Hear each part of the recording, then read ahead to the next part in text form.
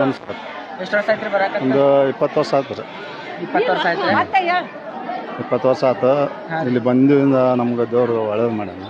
ಒಳ್ಳೇದಾಗಿದ್ರೆ ಎಲ್ಲ ರೀತಿ ಒಳ್ಳೇದು. ಸಮಸ್ಯೆ ಪರಿಹಾರ ಆಗಿದ್ರೆ ನೀವು ಅಜ್ಜ ನಂಬಿ ಇಲ್ಲಿ ಬರ್ಬೇಕಾದ್ರೆ ಸ್ವಲ್ಪ ಕುಡಿಯೋದು ಬಿಡಿಸೋ ಸಲಕ್ಕೆ ಬಂದಿದ್ವಿ. ನಮ್ಮ ತಮ್ಮನ ಸಲಾಗ ಕರ್ಕೊಂಬಂದಿಂದು ಅಲ್ಲಿ ಎಲ್ಲ ಥರ ಹೇಳಿ ಆತ ಬಿಡಿಸಿಬಿಟ್ಟ. ಬಿಟ್ಟಿಂದ ಮತ್ತು ಚಲೋನ ಆಯ್ತು ಎಲ್ಲ ಇದ್ದ.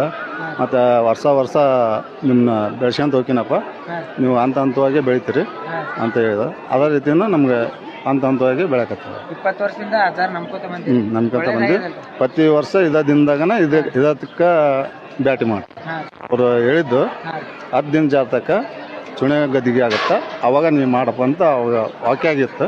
ಅದೇ ಥರನ ಅದು ನಡೆಸ್ಕೊಟ್ಟನ ಅದರಿಂದ ನಾವು ಮಾಡ್ಕೊಂತೀವಿ. 20 ವರ್ಷದಿಂದ ಎಷ್ಟು ಸಮಸ್ಯೆ ಪರಿಹಾರ ಆಗಿದ್ರೆ? ಏನೇನು ಪರಿಹಾರ ಆಗಿದ್ರೆ? ಒಂದು 4-5 ಸಲ ಸಮಸ್ಯೆ ಪರಿಹಾರ. 4 ಸಮಸ್ಯೆ ಏನೇನು ಪರಿಹಾರ ಆಗಿದ್ರೆ?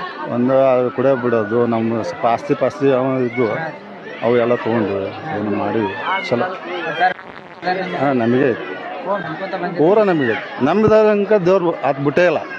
ಅದು ಅಷ್ಟು ಒಳ್ಳೇದು ಮಾಡ್ಯಾನ, ಚಲೋನೂ ಮಾಡ್ಯಾನ.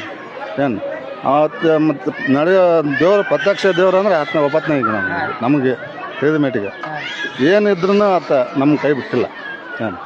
ಏನಿದ್ರು ನಾವು ಅದಿನಪ್ಪ ಇಂದ ನೀವು ಮಾಡ್ಕೊಂಡು ಹೋಗಂತ ಹೇಳೋಣ. ಅದೇ ಥರನ ನಾವು ಮಾಡ್ಕೊತೀವಿ.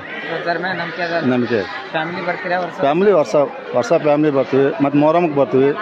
ಮೊಹರಮ್ದಾಗ ಬಂದು ಸರ್ಬತ್ ಇದೇ ಇರ್ತಾ ಸರ್ಬತ್ ಸೇವೆ ಮಾಡ್ತೀವಿ.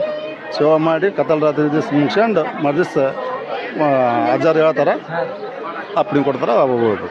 ಒಳ್ಳೇದಾಗಿಲ್ಲ ಎಲ್ಲ ರೀತಿ ಒಳ್ಳೇದಾಗಿ.